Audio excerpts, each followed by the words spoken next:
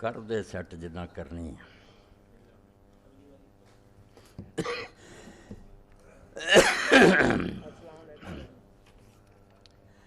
السلام علیکم ورحمۃ اللہ وبرکاتہ۔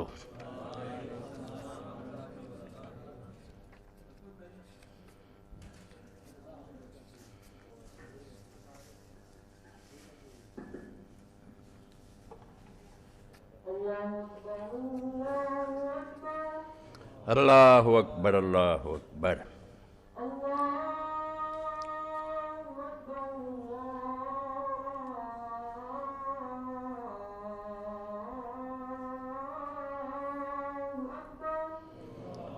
اللہ اکبر اللہ اکبر۔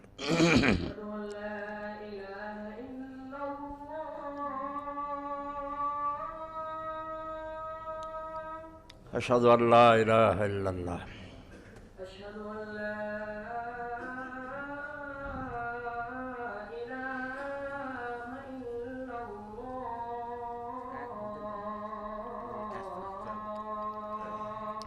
اشہد ان لا الہ الا اللہ۔ أشهد أن محمد رسول الله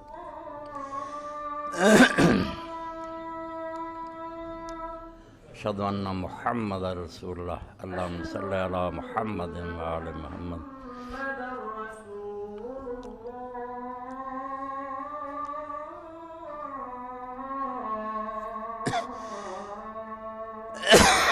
اشہد ان محمد رسول اللہ۔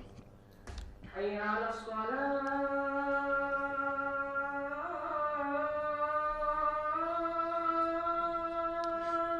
لا حول ولا قوة الا باللہ۔ حي على الصلاة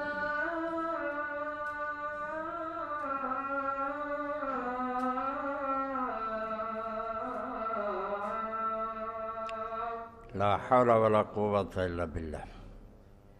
حي على الفلاح اخلاق ادرا کان لا حول ولا قوة الا باللہ۔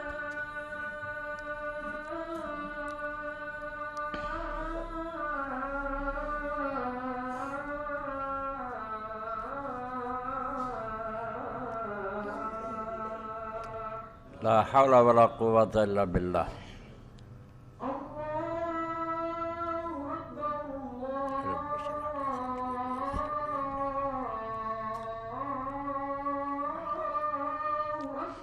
اللہ اکبر اللہ اکبر۔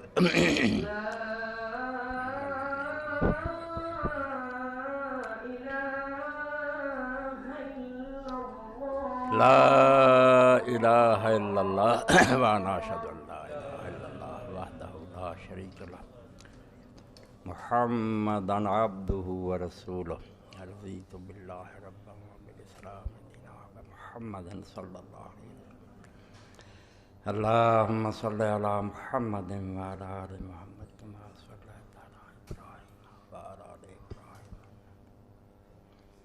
بارک علی محمد وعلی آل محمد۔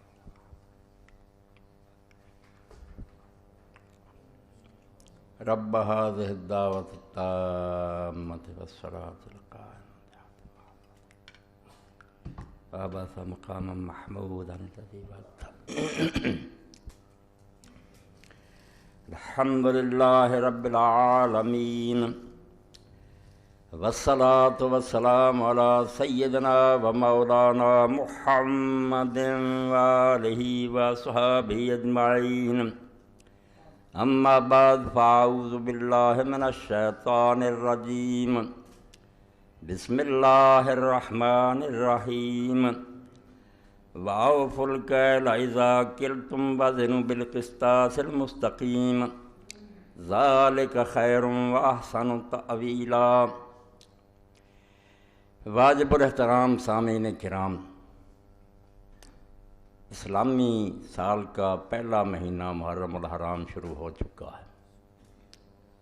اللہ کے رسول علیہ السلام نے اس کو شہر اللہ المحرم فرمایا کہ یہ اللہ کا مہینہ ہے۔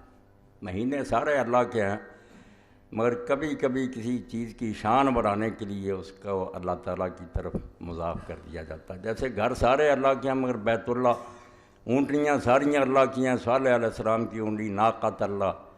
تو اللہ نے اس مہینہ کو فضیلت بخشی ہے، اس لیے اللہ کے رسول علیہ السلام نے صحیح مسلم میں ابو ہریرہ رضی اللہ عنہ کی روایت میں اس کو شہر اللہ المحرم فرمایا کہ یہ اللہ کا مہینہ.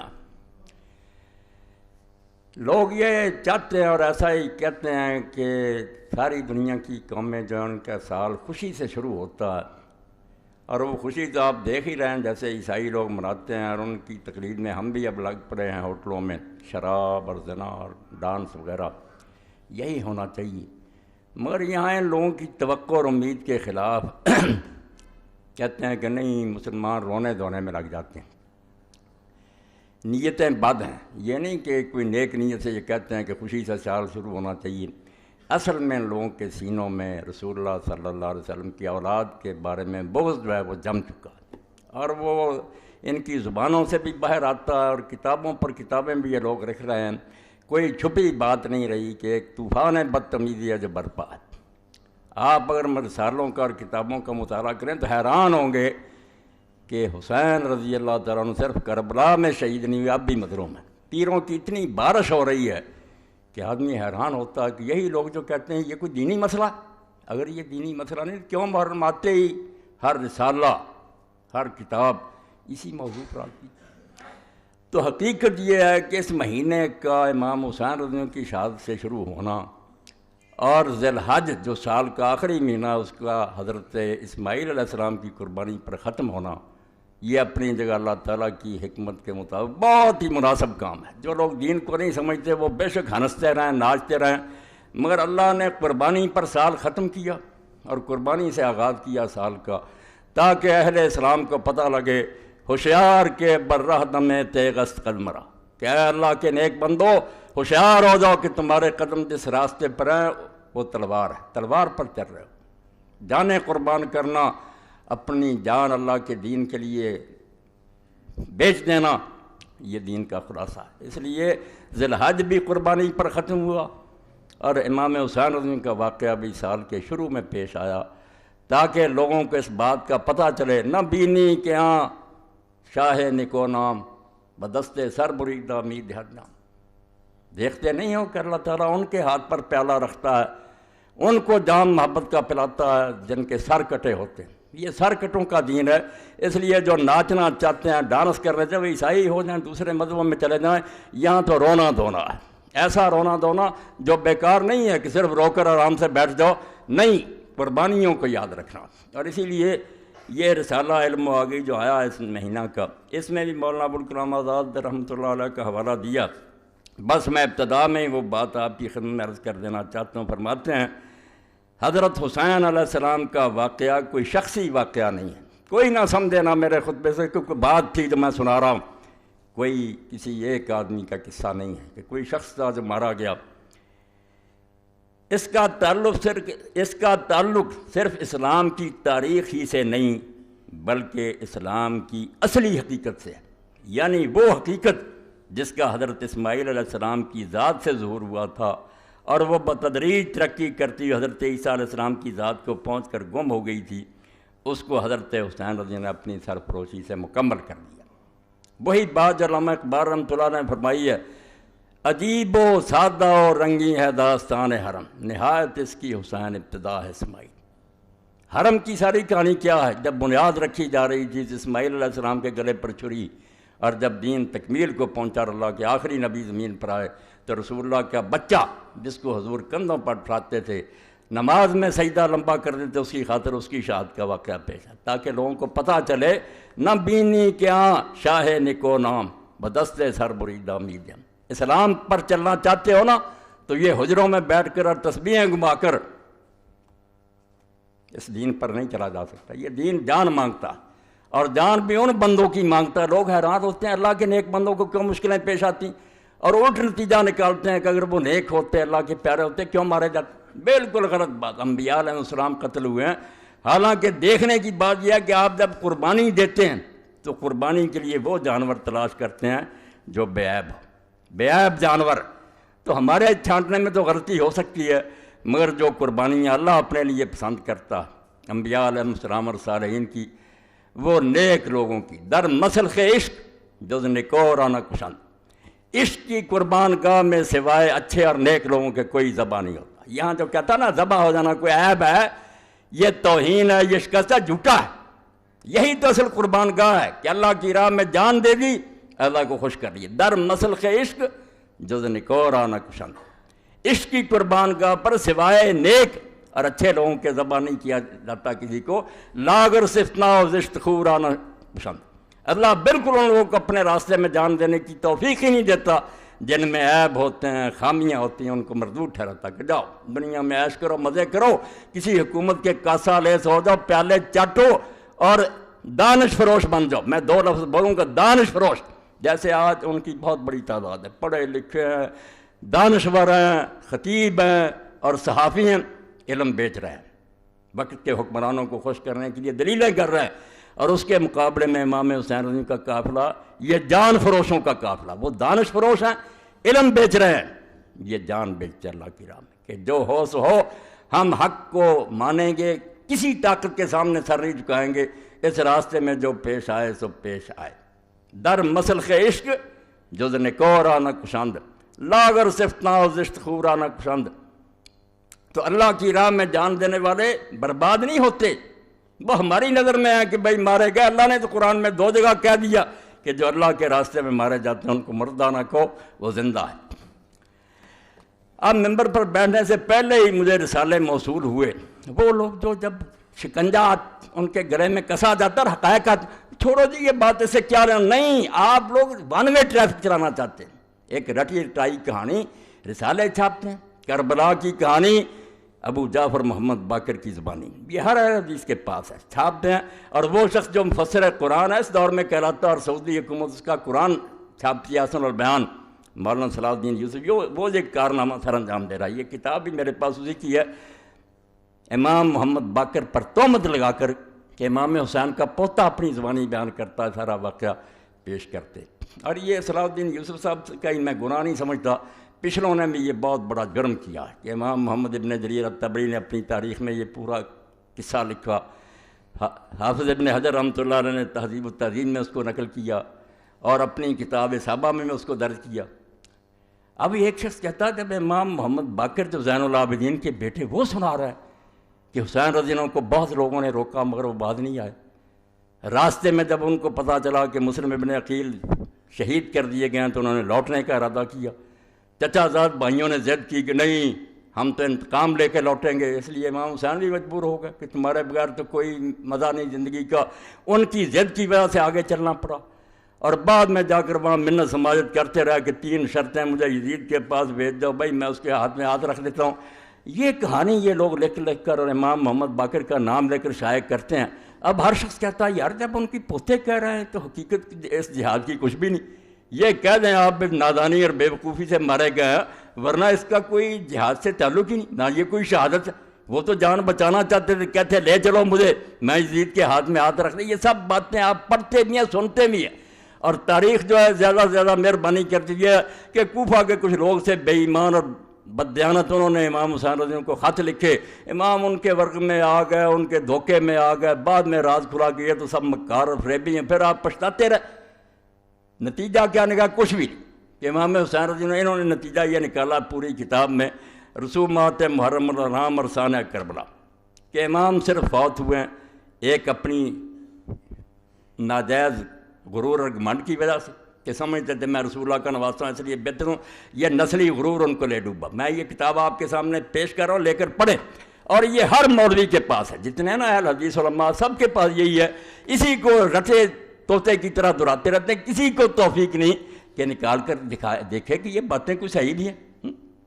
تو امام حسین رضی اللہ عنہ کہتے تھے کہ مجھے لے چلو میں بیعت کر لیتا ہوں، مگر دوسری بات جو بے وقوفی کی وہ عبید اللہ بن زیاد نے کی کہ اس نے ضد کی کہ پہلے میرے ہاتھ پر بیعت کرو پھر دمشق لے کر جاؤں گا، تو امام نے خواہ مخواہ ایک ناجائز بات کہی کہ نہیں تیرے ہاتھ گورنر پر بیعت نہیں کروں گا، وہاں میں کروں گا۔ صرف اتنی بات پر عبید اللہ کہنے لگا نہیں آئینی بات ہے، میں گورنر میرے ہاتھ پر، یعنی یہ امام حسین رضی اللہ عنہ کو ایک احمق، ضدی اور مغرور آدمی ثابت کیا جو خواہ مخواہ اپنی جان دے گیا، ورنہ کچھ حقیقت نہیں۔ اور اس میں صاف صاف لکھا کہ یزید کو بیعت کا مطالبہ کرنے کا کیوں حق نہیں تھا، کیونکہ جب سوائے 2 آدمیوں کے عبداللہ ابن زبیر اور امام حسین کے ساری سلطنت میں لوگوں نے اس کی بیعت کر لی تھی، وہ کیوں نہ بیعت مانگتا؟ امام حسین جھوٹا تھا، یہ پوری کتاب ہے۔ اب ہم اس کا جواب اگر میں دوں تو سارے شہر میں پروپگنڈا کہ مولوی اسحاق امام حسین ان کا بیان کرتا، اور ان دنوں میں آ کر یہ مسجد نہیں امام بارگاہ میں، لعنت اللہ علی الظالمین، اللہ کے نامراد ظالم بندو، یزید کی حمایت میں تم کتابیں لکھو، امیر المومنین یزید رحمۃ اللہ علیہ جگہ جگہ اس میں لکھا، اور ہم امام حسین رضی کا بیان کریں، اور آپ لوگوں کو یہ توفیق ہی نہ کہ پوری کتاب میں نہ ابن تیمیہ کو یہ توفیق ہوئی، اللہ انہیں بھی معاف کرے، نہ انہیں ملی کہ رسول اللہ کی وہ حدیثیں تو کہیں ذکر کر دو کہ حضور نے پہلے بتایا نہیں تھا امام حسین رضی کے بارے میں، وہ صحیح حدیثیں نہیں ہیں، ان کو چھوتے تک نہیں، خطبے ہو رہے ہیں، کتابیں لکھی جا رہی ہیں، نہ کئی تنظیموں کے سربراہ میں ان کا نام کیا لو وہ بھی لکھ دیتے ہیں ثانیہ کربلا، کوئی نہیں یہ اٹھا کر دیکھتا کہ تاریخ کی جھوٹی روایتیں، یہ جو میں نے لکھ دیا کہ محمد باقر رحمۃ اللہ علیہ کی زبانی، اس کے بارے میں تو آپ سمجھ لیں کہ جہاں جہاں یہ لکھی ہے بالکل جھوٹ کا پرندہ، اس میں زکریا بن یحییٰ ضریر مجہول ہے، اور آگے چل کر جس نے یہ کہانی گڑھی ہے خالد بن عبداللہ الکسری، مکہ معظمہ میں بدقسمتی سے جو لوگ گورنر رہے ہیں ان پر پوری ایک کتاب ہے غایۃ المرام، اس میں اس کے حالات پڑھیں، اور امام ذہبی جو لکھتے ہیں کہ ناصبین سباب، مکے کے ممبر پر چڑھ کر جو حضرت علی رضی اللہ عنہ کا علانیہ لعنت کرتا تھا وہی عبداللہ بن خالد کسری تھا، جس نے یہ کہانی گڑھی کہ امام حسین کے بارے میں یہ بات پھیلا دو کہ وہ تو واپس آنا چاہتے تھے، وہ تو یہ شرطیں پیش کرتے تھے، انہیں تو لوگ روکتے تھے۔ میں کہتا ہوں اس جھوٹے اور حضرت علی رضی اللہ عنہ پر لعنت کرنے والے کسی والے آؤ کہیں دنیا سے کوئی کتاب جس میں یہ آتا ہے کہ امام حسین رضی اللہ عنہ واپس آنا چاہتے تھے۔ خود یزیدی اور بنو امیہ کا گورنر کہانی گڑھے اور امام محمد باقر کی ذمہ لگا دے، اور تم اس کو یہ شائع کرو کہ کربلا کی کہانی محمد باقر کی زبانی۔ محمد باقر رحمۃ اللہ علیہ نے ان میں سے کوئی بات نہیں کہی، یہ سب جھوٹی باتیں۔ میں نے 2 راوی جو ہیں ان کے نشان دے دیے، اصل سند جو ہے وہ تبری میں جہاں سے پتہ چلتا، باقیوں نے بلا سند کے نقل کر دیا نا کہ ایسا ایسا، شروع کہاں سے ہوتی ہے، کون بیان کرتا؟ زکریا بن یحییٰ ضریر مجہول، اور آگے کون ہے؟ خالد بن عبداللہ الکسری، جس کو کہتے ہیں بغیض ناصبی، ایسا دشمن علی کہ مکہ کے ممبر پر حضرت علی رضی اللہ عنہ کی لعنت کرتا تھا، مگر ایسے لوگ پھر ان کو اللہ تعالیٰ معافی نہیں دیتا۔ آخر میں خود بنو امیہ نے اسے معذور کیا، اور جس برے طریقے سے اس کو پھر کوڑے لگائے اگر سزائیں ملی وہ تاریخ کا ایک حصہ، وہ پڑھنا چاہیے کہ ظالم کی گرفت کیسے ہوئی۔ پھر اس کی کہانی لیے پھر تو دشمن اہل بیت کی کہ امام محمد باقر نے یہ کہا، تو اللہ کے لیے توبہ کرو، حدیث کی کتابوں کی طرف رجوع کرو۔ حسین رضی اللہ تعالیٰ عنہ پاگل تھا، اور کسی ظالم نے آج تک نہیں کہا، اور یہ بات جو اس کو بیان نہیں کیا کہ کوفہ بلانے والے تھے کون؟ امام حسین رضی اللہ بچہ تھا جو لوگوں کے بلانے پر چلا گیا، جو اٹھتا کہ کوفہ والوں نے بلایا اور بعد میں انہوں نے پورا نہیں کیا، ظالمو شرم کرو۔ وہ بلانے والا وہ جو امیر معاویہ رضی اللہ اس کے پاسنگ بھی نہیں، حضرت سلیمان بن سرد رضی اللہ کو کہتے ہو کہ وہ جھوٹا تھا۔ 5 آدمی ہیں جنہوں نے پہلا خط لکھا، اور اپنے گھر میں جس نے دعوت دی لوگوں کو بلایا کہ اللہ نے ایک طاغوت سے ہماری جان چھڑائی اور ایک دوسرا ظالم مسلط ہو گیا، آؤ حسین کو کھڑا کرو اور اس کا ساتھ دو، ان ظالموں سے جان چھڑائی۔ وہ خط پڑھو اس کا صحابی کا، امیر معاویہ رضی اللہ کا پتہ لگے کہ وہ صحابی کیا سمجھتے تھے کہ ایک طاغیہ اور طاغوت مرا اور ایک اور مسلط ہو گیا ہماری گردنوں پر، حضرت سلیمان بن سرد خزائی۔ اور بعد میں اس نے کیسے نبھایا، اگر اور توفیق نہیں تو البدایہ والنہایہ امام ابن کثیر کی اٹھا کر دیکھ لو، اس کی شہادت کا واقعہ پڑھو کہ کس طرح اس نے ان ظالموں سے بدلہ لینے کے لیے بعد میں پھر لوگوں کو جمع کیا کہ ہم وقتی طور پر ٹھیک ہے دب گئے۔ عبید اللہ ابن زیاد نے دھوکے سے شہر پر قبضہ کر لیا، کرفیو نافذ کر دیا، ہمارے لیڈر گرفتار کر لیے، ہم مدد نہیں کر سکے امام حسین رضی اللہ کی، مگر یہ الزام ہم پر آ گیا کہ ہم نے بلایا تھا۔ بالکل صریح جھوٹ ہے، کوفہ والوں نے کوئی دھوکہ نہیں کیا، ان میں سے کوئی جھوٹا نہیں تھا، وہ سارے امام حسین کے رضی اللہ تعالیٰ عنہ کے والد کے فدائی تھے۔ اور حضرت سلیمان ابن سرد رضی اللہ صحابین جلیلا نبیذا فاضلا، جن کی شہادت کے واقعات لکھا اور امام نے لکھا کہ شہید ہو گیا، اللہ ان پر بے شمار رحمتیں کرے، اس کو ظالموں بدنام کرتے کہ جھوٹا تھا اور بلا دیا تھا، بدلہ لینے کے لیے اٹھا۔ اس تحریک کو توابون کی تحریک کہتے ہیں۔ 4000 آدمی کربلا میں گئے، امام حسین رضی کی قبر پر عہد کیا کہ یا بدلہ لیں گے ان ظالموں سے یا اپنی جانیں دے دیں گے۔ عبید اللہ زیاد کے ساتھ پھر مار گئے، بیچارے مارے گئے، شہید ہو گئے۔ بعد میں بدلہ جس کی قسمت میں تھا، مختار ابن ابی عبیدہ سکری، اس نے ایک ایک کا صفایا کیا، شمر اور ابن زیاد سارے جتنے اس کے ہاتھ سے مارے گئے، مگر یہ حضرت سلیمان ابن سرد اور ان کے ساتھی جتنے بلانے والے تھے یہ عین الوردہ کے مقام پر شہید ہوئے، اپنی جانیں انہوں نے دے دیا، اپنا وعدہ نبھا دیا۔ تو جھوٹ اتنا پھیلایا گیا کہ جس کا جی چاہتا وہ کہانی چھوٹی سی بیان کر دیتا. بالکل اس طرح ہی جیسے میرے ایک استاد تھے کالج میں، وہ کہہ رہے تھے کہ اگر بات کو برباد کرنا تو اس کا طریقہ یہ ہے کہ لوگ بیٹھے ہوئے تھے، کھانا کھا رہے تھے، تو ایک آدمی نے کوئی کہانی چھوڑ دی، وہ بیچارہ لمبی بیان کرنے لگا، اتنے میں دوسرے کھا گئے. اس نے ایک دن سوچا میں بھی اس کو پھنساؤں گا. اس نے کہا یار یوسف علیہ السلام کا قصہ کیا تھا؟ اب قصہ تو اتنا لمبا قرآن مجید میں اتنا لمبا آیا، مگر اس نے چالاک تھا. اس نے کہا پدرے بود پسرے داشت گم کر دو بادیات. اور بات تو اتنی، ایک باپ تھا، اس کا بیٹا تھا، وہ گم ہو گیا، مل گیا. بس قصہ ختم ہو گیا کہ حسین رضی اللہ کو کوفیوں نے بلایا، دھوکہ کیا، یہ بعد میں منتیں ترلے کرتے رہے، مارے گئے. ظالموں، اللہ کی کروڑ لعنت ہے جھوٹوں پر. حسین رضی اللہ کی وہ شہادت جس کے بارے میں اللہ کے رسول جب بات ہی اللہ کی طرف سے بتلائی گئی اس وقت روئے. تمہیں یہ حدیثیں نہیں یاد آتی؟ اور اگر اس کے بارے میں شبہات تو سلسلۃ الحدیث صحیحہ دوسری جلد وہ علامہ البانی صاحب رحمۃ اللہ علیہ کی دیکھ لیں، ساری اکٹھی کر دیں. میں یہاں صرف الفتح الربانی جو مسند احمد کی طبیب ہے اس میں سے پڑھتا ہوں. یہ 23ویں جلد ہے. عن عائشہ ام سلمہ قال اب کی شک ہوا یعنی عبداللہ بن سعید ان نبی صلی اللہ علیہ وسلم قال لإحداهما لقد دخل علی البیت ملک لم يدخل علی قبلہ. رسول اللہ صلی اللہ علیہ وسلم کی ایک زوجہ مطہرہ آپ کے حجرہ میں داخل ہوئی تو رسول کریم علیہ السلام نے فرمایا کہ ابھی ابھی میرے حجرے میں ایک فرشتہ ایسا آیا تھا جو اس سے پہلے کبھی نہیں آیا. فقال علی ان ابنک ھذا حسین مقتول. اس نے مجھے یہ اطلاع دی کہ تمہارا یہ بچہ شہید کر دیا جائے گا. وَإِنْ شِئْتَ أَرَيْتُكَ مِنْ تُرْبَةِ الْأَرْضِ الَّتِي يُقْتَلُ بِهَا. تو پھر اس نے کہا کہ اگر آپ چاہتے ہیں کہ اس زمین کی مٹی دکھائی جائے تو میں اس کی مٹی آپ کو دکھا دیتا ہوں. قال فأخرج تربة حمراء. تو ام سلمہ رضی اللہ عنہ کہتی ہیں حضور نے پھر سرخ مٹی بھی مجھے دکھائی کہ یہ اس فرشتے نے مجھے مٹی دی ہے. صحیح حدیث، کوئی شک شبہ نہیں. اور جس کی موت پر اللہ کا رسول جو اس کی روح اضطراب میں آئی، یہ بھی آگے حدیث آتی ہے. عن ابن عباس قال رأيت النبي صلی اللہ علیہ وسلم فيما يرى النائم بنصف النهار. اور میں حیران ہوں کہ اسی حدیث کو یہ شیخ القرآن اپنی کتاب تنقیح الروات جو لکھی ہے مشکوٰۃ شریف اس میں بالکل صحیح قرار دے چکا کہ کوئی شک نہیں، واقعی صحیح حدیث سے ثابت ہے کہ رسول اللہ نے حضرت حسین کی شہادت کی خبر بھی دی تھی. اور یہ بھی ٹھیک ہے کہ حضور کو دیکھا گیا تھا، آپ روتے تھے. یہ خود مانا ہے صلاح الدین یوسف تنقیح الروات 4 جلد، مگر کتاب میں ذکر نہیں کرتے. جب رسالے لکھتے ہیں، تقریریں کرتے ہیں، بس کوفیوں نے بلایا چلے گا. اب جس کی پیدائش کے وقت ہی اللہ کے فرشتے نے اطلاع دے دی اور اس واقعہ کو ہم بھی اتنا سمجھا کہ باقی اطلاعیں دینے کے لیے روز فرشتے آتے تھے، مگر اس کے لیے فرمایا ایسا فرشتہ آیا جو کبھی بھی آسمان سے پہلے نازل نہیں ہوا. تو ابن عباس پھر جس دن شہید ہوئے اس دن کا واقعہ بیان کرتے ہیں. رأیت النبی صلی اللہ علیہ وسلم فیما یری النائم بنصف النہار. اس کو بھی صحیح کہا کہ میں نے دوپہر کے وقت اللہ کے رسول علیہ السلام کو خواب میں دیکھا. وہ قائم اشس اکبر بیدہ قارورہ فیہا دم. حضور کھڑے تھے، آپ کے بال بکھرے ہوئے تھے، بدن مبارک پر داڑھی مبارک اور سر مبارک پر مٹی پڑی ہوئی تھی، ہاتھ میں شیشی تھی، اس میں خون بھرا ہوا. فقلت بأبی انت امی یا رسول اللہ ما ھذا. میں نے گھبرا کر کہا اللہ کے رسول یہ کیا معاملہ ہے، آپ کی کیا حالت بنی ہوئی ہے اور یہ خون کیسا؟ قال ھذا دم الحسین و اصحابہ. فرمایا یہ حسین اور اس کے ساتھیوں کا خون ہے. لم ازل التقط منذ اليوم.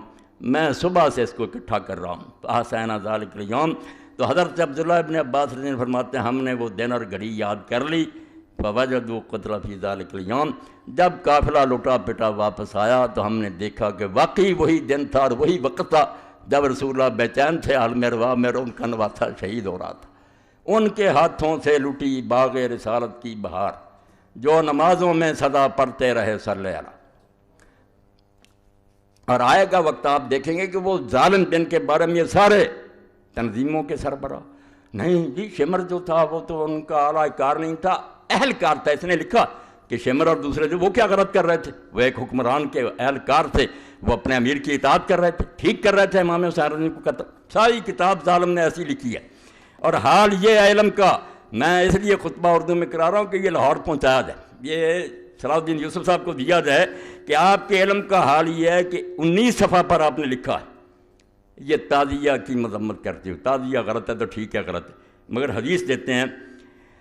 حدیث میں آتا ہے اوپر لکھ رہا تعزیہ پرست حضرت حسین رضی اللہ عنہ کی مصنوعی قبر بناتے ہیں اور اس کی زیارت کو ثواب سمجھتے ہیں. حالانکہ حدیث میں آتا ہے، یہ یاد کر لو، حدیث میں آتا ہے میں پڑھوں گا حدیث، اور ادھر کون نہیں جانتا کہ اللہ کے رسول اللہ علیہ وسلم کی متواتر حدیث ہے کہ اگر کسی نے میرا نام لے کر کوئی بات کہی جو میں نے نہیں کی، اس کا ٹھکانہ جہنم ہے۔ اب اس کو بھیج دینا، خط بھی لکھو اور یہ کتاب کا حوالہ دے کر بھی لکھو کہ جہاں یہ حدیث ہے دے، حوالہ بھی سن لینا۔ من زار قبرا بلا مقبور فکانما عبد السن، جس نے ایسی خالی قبر کی زیارت کی جس میں کوئی میت نہیں تو گویا اس نے بت کی پوجا کی۔ رسالہ تنبیہ الظالین از مولانا اولاد حسن وارد نواب صدیق حسن خان رحمہ اللہ تعالیٰ۔ اب پوچھے یہ کوئی حدیث کی کتاب ہے؟ نہ صحابی نہ سند نہ کوئی، آپ نے حدیث کہا۔ تعزیہ کی مذمت کے لیے تعزیہ کا رد آپ کرتے رہتے، مگر یہ تعزیہ کا رد کرنے کے لیے یہ کہ حدیث میں ہے، اور تنبیہ الظالین جو رسالہ لکھا نواب صاحب کے والد نے اولاد اس میں ہے۔ بھائی نواب صاحب کے والد نے کوئی لکھا؟ کون صحابی بیان کرتا؟ کہاں ہے کس کتاب میں؟ آپ موضوعات کی کتابیں بھی چھان جائیں جو منکرد حدیثوں پر، ان میں بھی نہیں ہے یہ بات۔ تو ایک شیخ القرآن جس کی تفسیر سعودی حکومت تقسیم کرتی حاجیوں میں، اس کا حال یہ کہ حدیث لکھتا ہے سرے سے اس کا نام و نشان نہیں، بالکل نہیں۔ آپ یہ ضرور پہنچائیں۔ آگے جا کر پھر چلتے ہیں، ابن تیمیہ بھی یہی غلطی کر گئے، ابن کثیر نے بھی کی، اور یہ بھی کرتے ہیں۔ ہر سال میں کہتا ہوں نہ جامعہ سلفیہ میں سے کسی کو عقل آتی ہے کہ وہ سوچے کہ بخاری شریف کے بارے میں جو کہتے ہو کہ اس میں یہ حدیث آتی، صحیح بخاری میں عبداللہ بن عمر رضی اللہ عنہ سے مروی ہے کہ حضرت صلی اللہ علیہ وسلم نے فرمایا جو فوج سب سے پہلے قسطنطنیہ کا غزوہ کرے گی وہ مغفور یعنی بخشی بخشائی۔ اس حدیث پر تو انشاءاللہ بات ہوگی، مگر عبداللہ بن عمر رضی اللہ عنہ سے دنیا کی کسی کتاب میں کوئی نکال کر دکھا دینا۔ یہ ان سارے شیخوں کے سامنے یہ رسالے چھپتے ہیں، اوپر لکھا ہوتا ہے ایڈیٹوریل اسٹاف میں کہ ہم سارے شیخ اس رسالوں کے دیکھتے ہیں۔ بھئی آپ نے نکال کر دیکھا ابن تیمیہ سے غلطی ہو گئی؟ بھئی واقعہ تو ام حرام رضی اللہ تعالیٰ کا، ایک عورت ہے اس کی راوی صرف حضرت ام حرام بن ملحان رضی اللہ بنت ملحان رضی، اور کسی سے نہیں۔ دنیا جہان میں جتنی کتابیں نا کسی دوسرے صحابی نے اس کو روایت نہیں کیا، ام حرام بنت ملحان، مگر یہ صاف لکھا ہے صحیح بخاری میں، اور ساتھ حوالہ بھی ہے صحیح البخاری الجہاد وسیر باب ما قیل فی قتال الروم۔ تو جہاں سے دیا وہاں ہر شخص اٹھا کر دیکھ لے کہ وہاں ابن عمر کا کہیں نام آتا ہے۔ جن لوگوں کی حالت یہ ہے کہ نہ توفیق ہے کہ کتاب جس سے لکھ رہے ہیں اس کا بھی پتہ نہیں، عبداللہ بن عمر رضی اللہ کا وہاں کوئی ذکر نہیں آتا۔ اس حدیث کے بارے میں بات تو شاید کبھی موقع ملے، مگر میں ضمناً کہہ دوں کہ بے شک یہ بخاری میں ہے، مصنف عبد الرزاق میں، مگر کون بیان کرتا؟ شروع سے لے کر سارے شامی ہیں، کوئی مکے کا، مدینہ کا، عراق کا، دنیا کے کسی مسلمان ملک میں کسی کو خبر نہیں ہے کہ حضور نے یہ اطلاع دی تھی۔ صرف شامی بیان کرتے ہیں، جہاں دارالحکومت تھا معاویہ رضی اللہ عنہ کا، بعد میں یزید اور ان کی ساری اولاد، کلہم شامیون، پہلے سے لے کر آخری راوی تک سب شامی۔ اور شامی بھی کیسا؟ ثور بن یزید الکلائی، جو مدینہ میں امام مالک صاحب نے کہا کوئی اس کے پاس نہ بیٹھے، نہ اس کی روایت لکھے، بیماری کیا تھی؟ وہ بھی ناسبی تھا، جیسے وہ خالد بن عبداللہ کا بنایا نا مکے کا گورنر کہ علی کو گالیاں دیتے، اس کا بھی یہی کام تھا کہ حضرت علی کو کہتا تھا میں اس کو پسند کر سکتا ہوں جس نے میرے دادے کو قتل کیا تھا، میرا دادا جنگے سے۔ بھائی ایسے دشمنان اہل بیت کی حدیثیں لیے پھرتے ہو، جب اصول یہ ہے سارے جانتے ہیں کہ کوئی آدمی اگر ایسی حدیث روایت کرے کہ اس آدمی کا تعلق کسی خاص گروہ سے ہو اور اس کے علاوہ اس کی کوئی تائید نہ کرے، یہ ساری امت کا مسلمان اصول اور عقل کی بات ہے، وہ بات نہیں لی جاتی۔ وہ تو اس گروہ کا آدمی، اس نے تو کہنا کوئی غیر جانب بیان کرے۔ اسی لیے علماء نے یہ اصول بیان کر دیا کہ اگر کوئی شیعہ ایسی حدیث حضرت علی رضی اللہ عنہ کی شان میں یا اہل بیت کی شان میں بیان کرے جو دوسرے کسی مسلمان نے بیان نہ کی ہو، تو بے شک وہ سچا اور دیانتدار، ہم نہیں اس کی بات مانیں گے۔ شبہ ہے کیونکہ اس کا یہ عقیدہ اور مسلک ہے، اس کی حمایت میں گڑ لی ہوگی۔ بات قدرے دل کو لگتی ہے کہ واقعی محتاط رہنا چاہیے، مگر یہاں آ کر سارے اصول ختم۔ ثور بن یزید الکلائی کا نکال لیں ترجمہ، اگر یہ علی سے دشمنی رکھنے والا نہیں تھا میرے ذمہ لگائے، اس کی حدیث معتبر ہوتی ہے۔ جو علم حدیث ہے اس کے مطابق کوئی گروہ جس کا خاص عقیدہ وہ اپنے مسلک کی حمایت میں، بھائی ناصبی نے تو کہنا ہی تھا کہ معاویہ جنتی اور یزید بخشا ہوا، کوئی اور کہتا ہے کسی کتاب میں دوسرے کوئی روایت ہے، یہ ضمناً بات آ گئی۔ تو خیر صحیح بخاری میں عبداللہ بن عمر، دوسری غلطی کہ عبداللہ بن عمر سے صحیح بخاری میں جہاں ہے نا، بلکہ اور کسی کتاب میں بھی تو نکال دیں، کسی جگہ عبداللہ بن عمر رضی اللہ کی یہ روایت نہیں ہے۔ یہ روایت جہاں بھی ہے حضرت ام حرام بنت ملحان رضی اللہ تعالیٰ عنہ سے روایت ہے۔ تو اس نے بھی خلاصہ یہی نکالا ہے کہ یزید بالکل امیر المومنین تھا، ساری امت نے تسلیم کر لیا تھا۔ کیسے تسلیم کیا تھا یہ بیان کرنا ہے، جس سے میں نے کہا اور علامہ ابوالکلام آزاد نے کہا یہ کہانی ہی نہیں دین کی حقیقت ہے۔ اور میں ڈنکے کی چوٹ کہتا ہوں کہ جو لوگ اسلامی خلافت کے مدعی اگر وہ حسین کو نہیں سمجھے ان کی تحریکیں بے برکت ہیں اور کبھی دنیا میں وہ اسلامی خلافت نہیں قائم کر سکتے۔ اسلامی خلافت برباد کرنے والوں کی حمایت کرتے ہو اور جو اس کو قائم کرنے کے لیے اٹھا اس کو باغی اور مجرم کہتے ہو، پھر کس خلافت کی بات کرتے ہو؟ اپنے دعوے کے خلاف تم غلط باتیں کرتے ہو۔ ایک طرف خلافت کے مدعی ہو، دوسری طرف جنہوں نے خلافت کو بدل کر ملوکیت میں تبدیل کیا اور ایسے ظالمانہ طریقے سے بیان کیا۔ میں یہ حقائق اس لیے لکھوانا چاہتا ہوں، میں نے اس بارے میں جو پڑھا دکھ تو یہ ہے کہ میں اس کو لکھوا نہیں سکا، آپ اس پر کتاب نہیں لکھ سکا، ورنہ اس پر ایک مبسوط کتاب ہزاروں صفحوں میں لکھنی چاہیے۔ یہ کوئی واقعہ، یہ اسلام کا ایک روشنی کا منار ہے، اگر یہ ڈھہ گیا اور حکومتیں چاہتی ہیں کہ اس کو گرا دیا جائے، یہ تو پیغام ویسے ہی دے دیتے نا کہ امام حسین کی قربانی، ورنہ ظالم مسلمان حاکموں کے لیے حسین ایٹم بم ہے۔ اگر وہ روح امت میں پیدا ہو جائے کہ برے کے سامنے سر نہیں جھکانا چاہیے، طاقت کوئی چیز نہیں ہے، حق کا ساتھ دینا چاہیے۔ اور اس میں یہ بھی نہیں دیکھنا چاہیے کہ آدمی تھوڑے ہیں ساتھ یا زیادہ، نہیں، جتنے ہوں لے کر میدان میں نکلتے۔ وہ سبق ہے جو ان لوگوں کے لیے تو موت ہے۔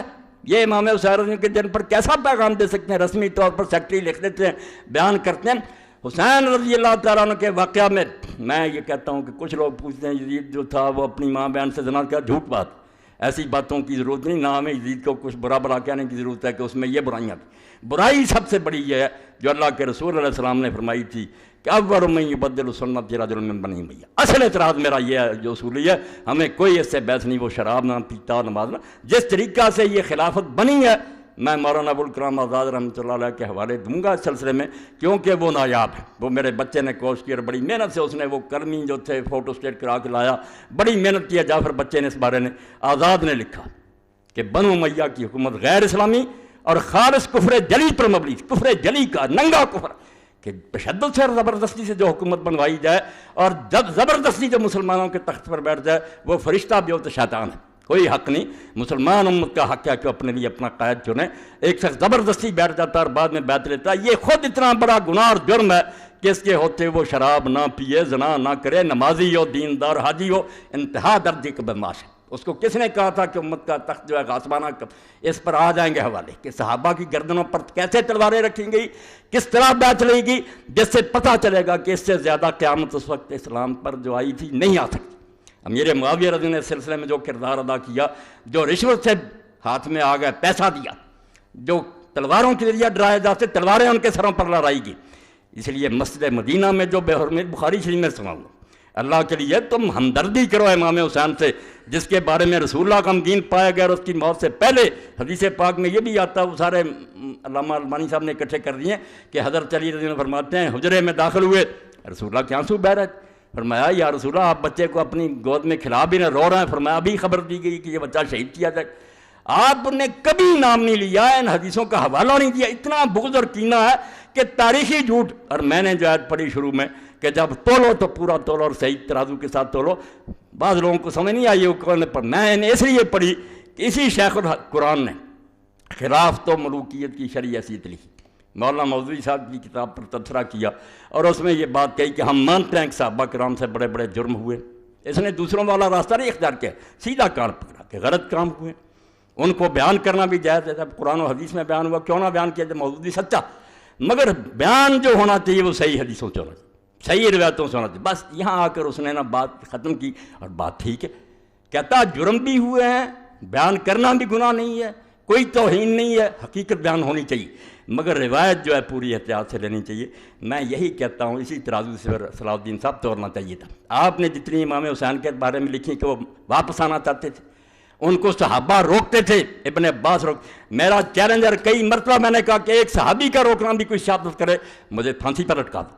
تم بنو امیہ کی گڑھی ہوئی روایتیں کہ امام حسین کے جہاد کو برباد کر دیا جائے، وہ خالد بن عبداللہ کسری جو علی پر لعنت کرتا تھا ممبر مکہ پر، اس کی روایتیں بیان کر رہے، کہاں گیا وہ معیار جو بات تم نے کہی تھی 100% ٹھیک۔ اور میں یہی کہتا ہوں کہ اگر مودودی صاحب کی کتاب میں کچھ چیزیں نہیں ماننی چاہیے، مگر میں نے جو اس پر حاشیہ چلایا صلاح الدین یوسف صاحب کی کتاب پر ایک ایک لفظ صحیح حدیثوں کے دے دیے میں نے صفحے سے، کہ کس بات کا انکار کرتے ہیں؟ کون سی بات مودودی نے اپنی طرف سے کہی ہے؟ اگر تاریخی حوالے نہیں صحیح، ٹھیک ہے، انہوں نے لکھی تاریخ کی مدد سے، آؤ میں حدیث سے ثابت کرتا ہوں۔ یہی علی پر ممبروں پر لعنت کرنا، امیر معاویہ رضی اللہ عنہ کو برنا، صحیح حدیثوں سے پیش کرتا ہوں، وہ اگر حاشیے چھپ گئے تو اس بارے میں اتمام حجت ہو جائے گا، کوئی آدمی نہیں بول سکتا، زبانوں پر مور لگ جائے گی۔ ایک ایک لفظ کی میں نے خبر لی ہے کہ کیا دیکھ رہا، ایک طرف معیار بناتا ہے کہ صحیح روایت سے کام لینا، پھر ساری جھوٹی روایتیں اپنے حق میں جتنی جھوٹی جاتی ہیں وہی تبڑی، وہی ابن اسیر پھر معتبر ہو جاتے ہیں۔ اور ان سارے جھوٹوں کا حال یہ ہے کہ جن کتابوں کو کہتے رہتے ہیں جھوٹ کا پرندہ، جب الو سیدھا ہوتا کہ امام حسین واپس آنا چاہتے تھے شرطیں، پھر وہی کتابیں معتبر ہو جاتی۔ میں ایسا نہیں کرتا، میں کہتا ہوں وزن بالقسطاس المستقیم، ایک صحیح ترازو لو، اس سے تو لو، آپ پہ خلاف جائے یا آپ پہ حق میں جائے، بات وہ کہو جس کی سند مضبوط ہے۔ اس لیے میں آپ سب حضرات سے یہ کہتا ہوں کہ اللہ کے لیے حسین رضی کے واقعہ کو کوئی قصہ نہ سمجھیں، جی جیسے کہا نا ابن مولانا ابوالکلام آزاد نے کہ یہ اسلام کی حقیقت ہے، اسلام سمجھنا چاہتے ہو کہ ہے کیا؟ صرف حسین، رمز قرآن حسینہ موختم زیاد سے و شعراء فروختم۔ اقبال کہتا ہے قرآن کی تفسیر تو ہمیں سمجھ ہی حسین سے آئی، جب حسین کو سمجھا تو پتہ چلا کہ مسلمان طاغوتوں کے سامنے سر جھکانے کے لیے پیدا نہیں ہوا کہ ظالم تختوں پر بیٹھ جائیں، ہم صرف سر جھکاتے رہیں۔ اور اس پر بھی میں پڑھوں گا کہ جب سے یہ نظریہ ایجاد کیا اہل سنت نے اور اہل حدیث نے کہ متسلط اور متغلب جو تخت پر بیٹھ جائے، بس نظریہ ضرورت کے تحت اس کو تسلیم کرو، میں اللہ کو حاضر ناظر کر کے کہتا ہوں کہ سارے دین کی بربادی اس لیے ہوئی کہ جس چیز سے یہ ڈرے تھے نا کہ اگر مقابلے میں اٹھے تو خون ریزیاں ہوں گی، اس سے زیادہ برائیاں آئیں، خون دینے سے تو بچ گئے، یہ جانیں بچاری چوہوں کی طرح بلوں میں گھس گئے، مگر حرام زادے سے زیادہ حرام زادہ آگے آتا گیا اور امت آج تک بھگت رہی ہے۔ اگر یہ سمجھتے کہ نہیں جیسے میری زمین پر کوئی قبضہ کر لے وہ غاصب ہے، جہاں تک ممکن ہو میرے لیے اس سے اپنا قطع چھڑانا فرض ہے۔ یہ حکومت جو ہے یہ جمہور کی ملک، کتنے کہتے ہیں جمہوریت کفر ہے؟ جمہوریت کفر یہودیوں عیسائیوں والی ہے کہ 50 سے زیادہ آدمی ہو جائے کہ شراب حلال ہے، ہمارے ایسا نہیں ہے، جو اللہ نے حلال و حرام کر دیا وہی ہے، مگر اس کی تنفیذ کے لیے، اس کو چلانے کے لیے جو آئے گی ایجنسی، جو لوگ آئیں گے وہ کیسے آئیں گے؟ تلوار سے لوگ تخت پر بیٹھیں گے، دوسروں کو مار کر جو تخت پر قبضہ کرے وہ طریقہ ہوگا، یا باپ کے بعد بیٹا بیٹھتا جائے گا چاہے نالائق ہی؟ اور اس کے تماشے بھی لوگوں نے پہلی صدی میں دیکھے، حسین رضی اللہ تو شہید ہوگا مگر یہ رسم بد امیر معاویہ رضی اللہ نے شروع کر دی سنتاً سریہ، اس کا انجام کیا ہوا پھر؟ حضرت عبداللہ ابن زبیر رضی اللہ کی بیعت ساری دنیا نے کر لی، ساری دنیا نے یزید کے بعد ان کی بیعت کر لی، صرف شام کا علاقہ رہ گیا، وہاں سے بھی مروان نے تہیہ کیا کہ چلو یار مدینہ چلیں اور ابن زبیر کی بیعت کر لیں، وہ صحابی ہیں، صحابی کے بیٹے ہیں، حضور کی پھوپھی کے اولاد ہیں، جھگڑے ختم کریں۔ یہی عبید اللہ ابن زیاد حرامی یہ ملا اور یزید کا ماموں ملا حسان بن مالک بن بدر، اس نے کہا کیا کر رہا ہے؟ آج تک علی سے جنگیں لڑتے رہے، اس کی رات کے آپ ان کے ساتھ جا کر صلح کرتے ہو؟ پھیر دیا، مروان نے اپنی بیعت لے لی اور بیعت کے بعد جا کر پھر جنگ لڑی حضرت ضحاک بن قیس صحابی کے ساتھ، وہ ابن زبیر کے حامی تھے، مرج راحت کوئی ایک کربلا، وہاں وہ حضرت قیس بن ضحاک مارے گئے، مروان غالب آ گیا، پھر اس نے مصر بھی چھین لیا، آہستہ آہستہ بعد میں ان کا بیٹا جو تھا عبد الملک بن مروان وہ ظالم، اس نے مکے کا محاصرہ کیا، عبداللہ ابن زبیر شہید کر دیے گیا، درختوں پر ان کی لاش لٹکی رہی، یہ صحیح مسلم میں پڑھ لیں آپ، ظالموں نے کیا حشر کیا۔ اور حضرت اسماء بنت ابی بکر کو حجاج نے کہا تیرا بیٹا منافق تھا، آج کہتے ہیں کسی صحابی کو برا، حجاج نے سامنے کہا ابو بکر صدیق کی بیٹی کے رسول اللہ کی ساڑی اور ابن زبیر کی عبداللہ بن تیرا بچہ منافقین کا سردار تھا، اس نے کہا نہیں وہ نمازی تھا، حاجی تھا، دین پر تھا، اور بعد میں لاش کئی دیر لٹکی رہی اور ابن حضرت اسماء لونڈی کو ساتھ لے کر گئی، نظر نہیں تھی، اور اپنی لونڈی سے پوچھا کبھی وقت نہیں آیا کہ سواری سے اتر جائے، لاش لٹک رہی تھی، ان ظالموں کی باتیں کرتے۔ تو مروان نے جب یہ سارا دھندا چلایا اور جس نے مشورہ دیا تھا یزید کا ماموں حسان بن مالک بن بہادر الکلبی، یعنی مسلمانوں کی حکومت کیسے تماشا بنی؟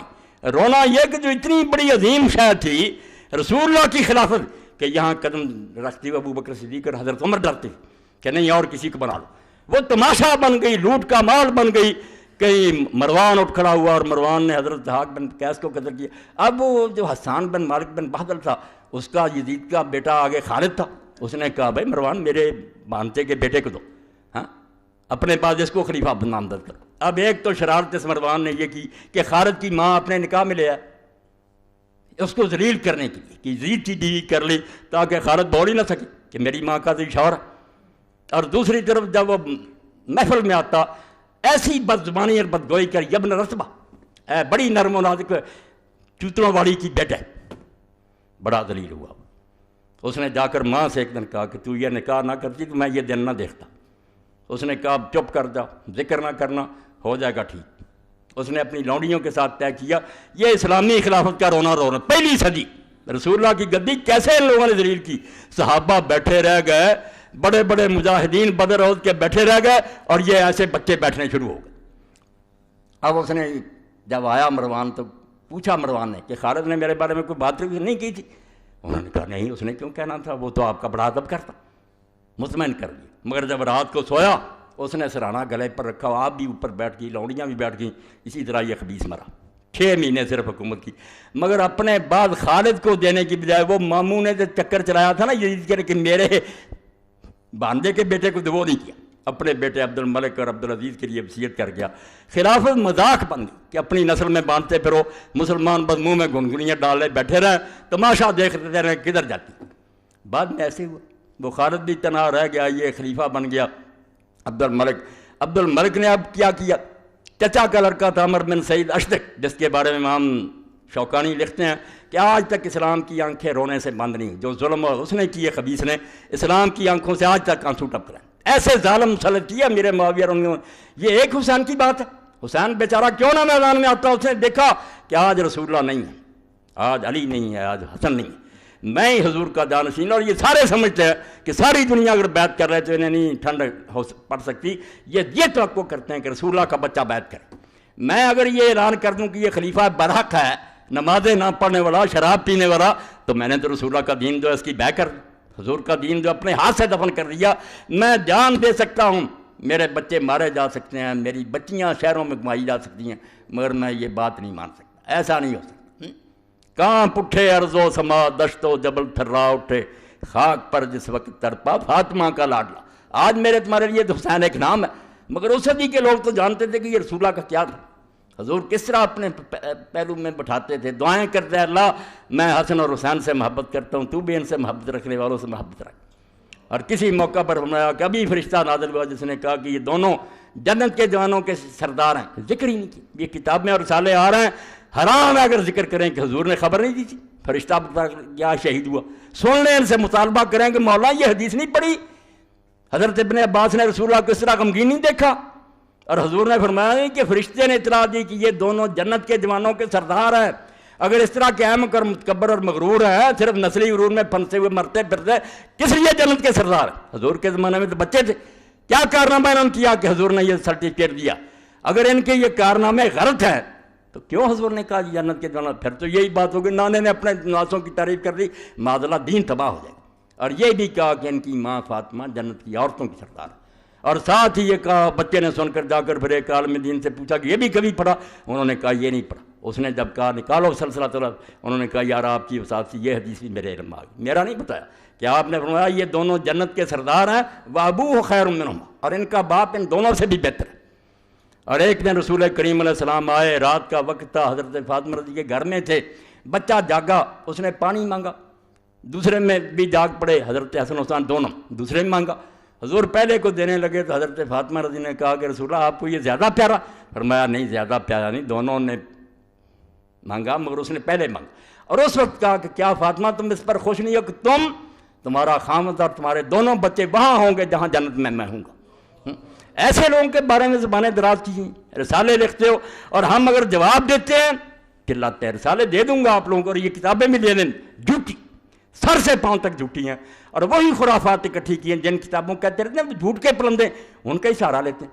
بھائی حدیثوں کی طرف آؤ، صحابہ کرام نے کیا کہا تھا؟ لوگوں نے یہ بات سنی، حضرت عبداللہ ابن عمر جن کا حوالہ دیا ان کا تو یہ تاثر تھا صحیح بخاری میں کہ ان سے ایک عراقی نے پوچھا کہ اگر کوئی آدمی حالت احرام میں مکھی مار لے یا مچھر ہے اس کا کیا حکم ہے؟ تو آپ نے پوچھا کس عراقی کا ہے؟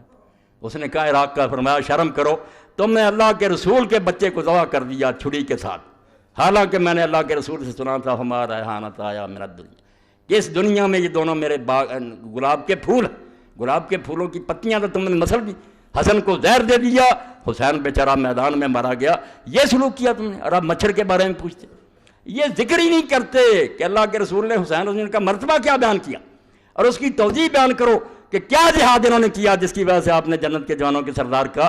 اگر یہ غلط کام ہے، صرف کوفیوں نے انہیں بیوقوف بنایا تھا، اور کوفیوں میں سے ان کو کسی کو نصیب نہیں کہ حضرت سلیمان بن سرد کا پتہ کرے کہ وہ صحابی رسول۔ اگر صحابہ کا آپ کو اتنا لحاظ ہے، صحابی جلیلا نبیلا فاضلا، ان کی شہادت کا پڑھو، انہوں نے بلایا، انہوں نے بعد میں خون کا دو رہ گئے تھے، حسین اور ابن زبیر، چلو تیسرا سلیمان بن سرد کو تو ملاؤ، ہاں اس کا تو ذکر کرو کہ وہ بھی تھا، حالانکہ ذکر آگ پہ سامنے آ جائے گا، کوئی نہیں مانتا تھا، کسی نے اس حکومت کو نہیں مانا تھا۔ صحابہ کیوں چپ تھے وہ بھی بتا دوں گا، اہل سنت کے علماء بتائیں گے، جب تلوار سر پر کھڑی ہو تو دین اجازت دیتا ہے، کچھ لوگ آسانی کا راستہ اختیار کریں، اس لیے جس کو کہتے ہیں وہ بہت محقق گزرا ابن خلدون، اس نے کیا کرا کہ یزید کے فسق میں تو کوئی شبہ نہیں، فاسق فاجر تھا، اب راستے دو ہو گئے، کوئی صحابہ نے کہا اللہ کی طرف سے مصیبت پڑ گئی ہے، صبر کرنا چاہیے اور اللہ سے دعائیں کرنی چاہیے۔ امام حسین ابن زبیر نے کہا نہیں، یہ کوئی راہ نہیں ہے، عظیمت کی راہ یہ ہے کہ میدان میں آنا چاہیے۔ یہ وہ مانتا کہ یہ فاسق ہو گیا تھا، بدکار ہو گیا تھا، اس لیے دونوں گروہ مانتے تھے کہ یہ بدکار ہے، پھر اسی کتاب کو جس کو کہتے رہے ہیں یہ بڑا محقق ہے، جب خلاف سے نہیں یہ بھی متصر ہو گیا، امام حسین کے بارے میں جذباتی ہو گیا، عقل کے اندھ ہو، جذباتی کیا ہونا، مورخ ہے، وہ ایک ایک روایت کو جانتا ہے، وہ تمہاری لکھی ہوئی باتوں کو پڑھ چکا ہے کہ یہ سب خرافات بنائی ہوئی باتیں۔ امام حسین رضی اللہ کا ارادہ جو تھا سن لو، نہ انہوں نے پلٹنے کا ارادہ کیا، نہ یزید کے پاس جانے کا ارادہ کیا، جو شروع سے اس کے ساتھ تھا عقبہ ابن سمان، کہتا مدینے سے چلا، مکے اس میں ساتھ تھا، کربلا میں ہی آپ کے اونٹ کو بٹھاتا تھا، کھولتا تھا، آخر تک میں ساتھ رہا ہوں، میں اللہ کو حاضر ناظر کر کے کہتا ہوں کہ حسین نے کبھی یہ نہیں کہا کہ مجھے یزید کے پاس لے جاؤ، یہ سب جھوٹ انہوں نے خود گڑا، یہ آپ گڑا کہ تاکہ لوگوں کو بیوقوف بنایا جائے، اور یہ بھی ان کے گلے میں پڑ گیا۔ آپ حیران ہوں گے ان کو مہنگا پڑا، جو ان کا امام ہے نا اس دور میں، محمد الخدری بیک، جس نے یہ ناسبیت پھیلائی اور یہ لکھی چیزیں، تاریخ لکھی اس نے، اب اس نے سوچا کہ اگر یہ مان لیں کہ امام حسین رضی اللہ مان گئے تھے کہ مجھے یزید کے پاس لے چلو، تو پھر تو یار لے جانا چاہیے تھا، قصہ مک گیا، خوش ہوتے ابن زیاد جا کے پیش کرتا کہ میں لایا ہوں، بڑا انعام ملتا، پھر اس نے کیوں نہیں مانا اور کیوں آپ کو قتل کیا؟ اس کو کھٹ گئی بات، اور یہی مولانا عتیق الرحمان اسمبلی، مولانا کہہ مولانا محمد منظور نعمانی صاحب کے بچے، انہوں نے بھی واقعہ کربلا پریشانی انہیں بھی آئی کہ یار سمجھ میں نہیں آتی کہ جب آپ نے کہہ دیا تھا، ہم بھی کہتے ہیں یہ ٹھیک ہے کہ بات، تو پھر ابن زیاد کیوں نہیں مانا؟ تو پھر یہ اسمبلی نے تو اس طرح جان چھڑائی کہ اللہ کی طرف سے تقدیر ہی ایسی، تقدیر کہنا چاہیے اور کوئی بات نہیں، ورنہ قصہ ختم ہو گیا۔ اور یہ جو تھا خضری، اس نے کہا نہیں تقدیر سے بات نہیں بنے گی، پھر تو عبید اللہ بن زیاد بڑا مجرم ثابت ہو کہ جس نے خام خواہ امام حسین کو قتل کیا جب وہ بیعت کے لیے تیار تھے۔ اس نے صاف لکھ دیا کہ یہ کہانی بالکل، اس نے لکھ دیا ان کے امام نے کہ بالکل جھوٹ ہے کہ امام حسین نے اپنے آپ کے بارے میں کہا تھا کہ مجھے یزید کے پاس، ان کا امام ہی مکر گیا کہ یہ تو مانے تو مقدمہ خراب ہو گیا، پہلے تو کوئی بہانہ آ گیا، اس نے باغی سمجھ کر مارا، اب تو پھر وہ باغی بھی نہیں رہ گیا، پھر کیوں مارا؟ خود ہی انکار کر دیا۔ یہ محاضرات الامم الاسلامیہ پڑھ لیں، کہتا بالکل غلط بات ہے بھی غلط، میں نے بتا دی کہ دو جھوٹے ہیں، زکریا بن یحییٰ ضریر اور بعد میں جو خالد بن عبداللہ کسری ناصبی بغیث، بالکل لعنتی اور ملعون آدمی، بڑی موت مرا، اپنے جرموں کی سزا بھگت کر مرا، اور خوش آمدیجی ایسے تھے درمیان میں، چلو رہ بات سنیں کہ یہی خالد بن عبداللہ الکسری ولید کے زمانے میں حجاج ظالم کی ممبر پر تعریف کرتا تھا، جب ممبر پر بیٹھتا تو ولید نے حکم دیا تھا کہ سارے گورنرز کی تعریف کریں، ظالم کی، جس نے 1,20,000 نے ایک آدمی کو فرش پر لٹا کر ذبح کیا، جامع ترمذی صحیح سند کے ساتھ، یعنی جو جنگوں میں مارے گا لاگن چھری سے 1,00,000 اس ظالم کو۔ اور صحیح مسلم جس کے بارے میں رسول اللہ کی حدیث ہے کہ ثقیف میں مبیر پیدا ہوگا، ایک ہلاکو آئے گا جو خون بہائے گا، اور اسماء بنت ابی بکر نے کہا وہ ہم نے دیکھ لیا، حجاج تو یہ وہ ظالم، اس کی تعریف کرتے تھے خطبے میں، ظالم خوش آمدی، ولید کا حکم کہ یہ میرا گورنر جو اس کی تعریفیں کر۔ اب سلیمان تخت پر بیٹھ گیا، وہ اس کا دشمن تھا، حجاج کا دشمن تھا، اسی لیے اس نے حجاج کے بھتیجے کو محمد بن قاسم کو بھی بلا کر واپس مروایا، موسیٰ بن سیر کو ختم کیا، جو گورنر تھے اس کے ولید کے سب کے دشمن ہو گیا حجاج کی وجہ سے، اس کا دشمن۔ اب سلیمان نے بیٹھتے ہوئے حکم جاری کیا، اللہ اکبر، یہ ملوکیت جو لعنت کہ لوگوں کا دین ایمان ہی کوئی نہیں رہ جاتا، دانش فروش اپنا علم بیچتے پھرتے ہیں۔ یہی خالد بن عبداللہ الکسری ظالم علی کو رضی اللہ تعالیٰ کو لعنت کرتا تھا، حجاج کی تعریف کرتا تھا۔